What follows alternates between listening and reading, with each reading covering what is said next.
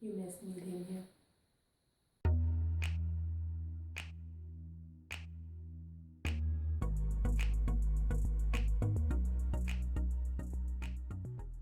Hello everyone, welcome back to my channel. My name is Crystal and this is Crystal's Fit Journey.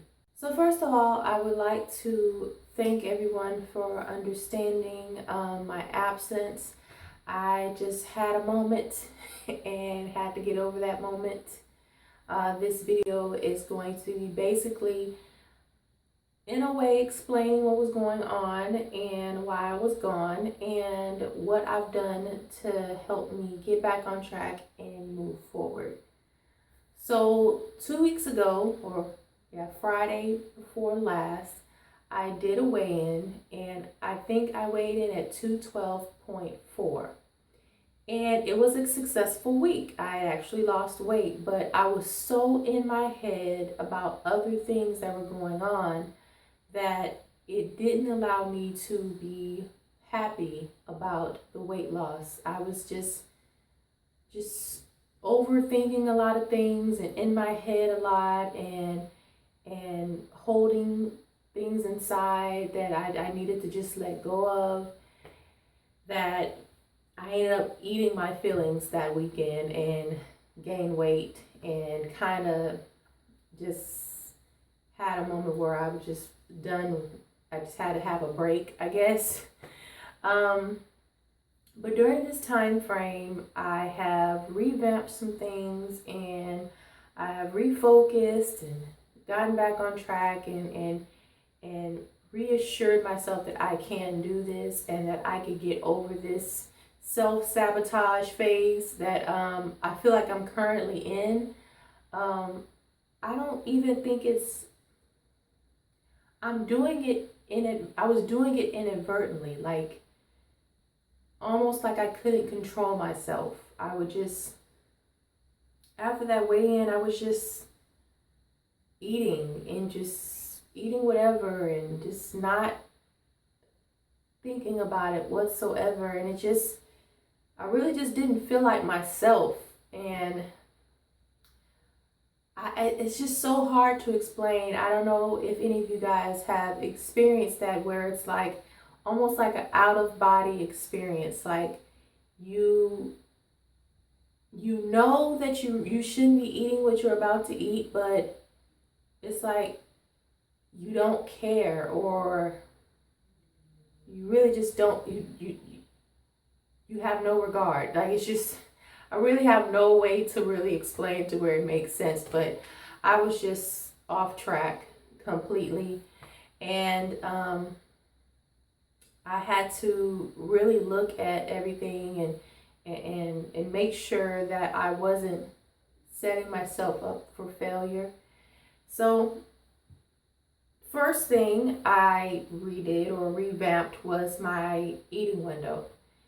Originally, or it has been between 12:30 p.m. and 9:30 p.m. That was my eating window. And I realized that what was happening was that I wouldn't actually eat my first meal until 1:30 p.m. Well, by that time, I'm starving. And when you're starving, you don't make good decisions when it comes to food. You're just like, I'm hungry, I want to eat all the fast food, I want to eat all the carbs, all the fats, and just everything. I just want it. So you tend to not pick something healthy, and you definitely tend to not pick something that you have to take time to prepare. And that's what was happening. So I had to really buckle down and say, okay, if I'm not going to be able to eat my first meal at or around 12:30, then maybe I need to change it to a different time. So I changed my eating window to 11:30 a.m. to 9 p.m.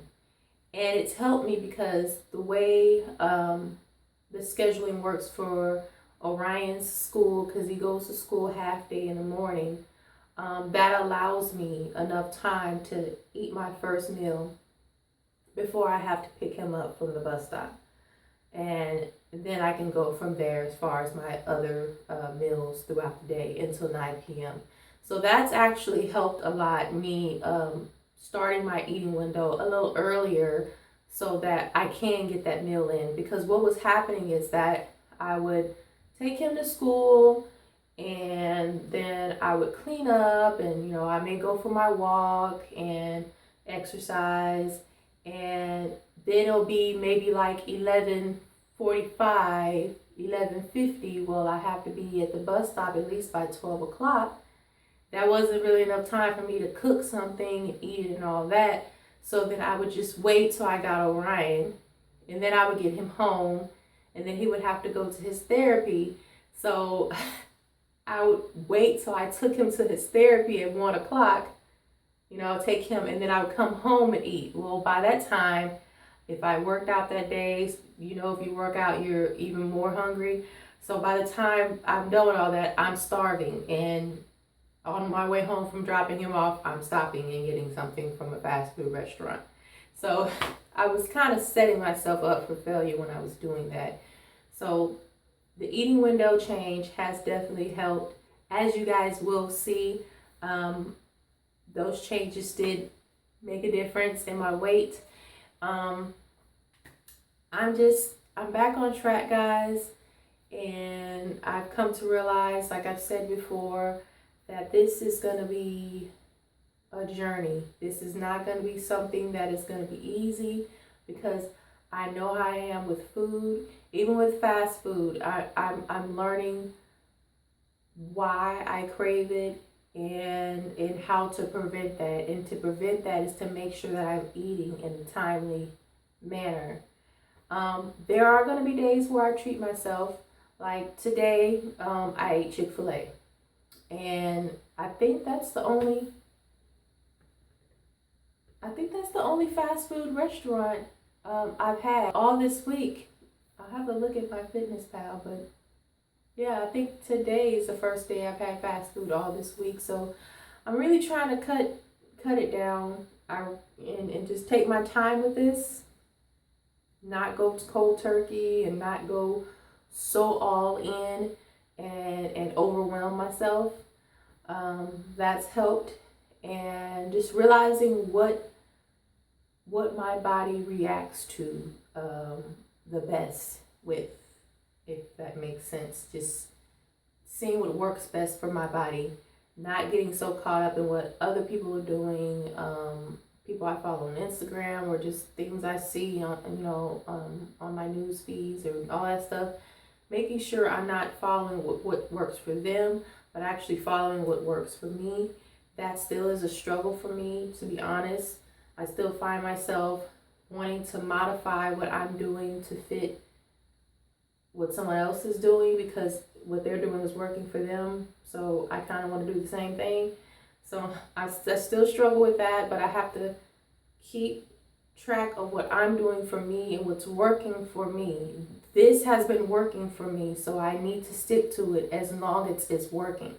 Now, once this intermittent fasting thing stops working, if it ever does, and I hit a plateau, then that's when I'm going to have to maybe do some rethinking again and revamping again and seeing what would work best for me at that point. But until then, what's working now is what's working now, so I need to stick to it. Really, really, really close to not being in the 210s, and I'm really excited about that. I can't wait to finally come on here and be like, I'm out of the 210s. So look forward to that. Again, thank you guys for staying along with me and viewing my videos, and I hope you can find some kind of motivation from these videos, letting you guys know you're not alone. You're not alone. Everyone struggles. I'm struggling. I struggle every day to make the best decision for my health. Diabetes, high blood pressure, high cholesterol, heart disease, all that stuff runs in my family on my mom and my dad's side. So I know I am at high risk of getting all of those things if I do not get my health under control now.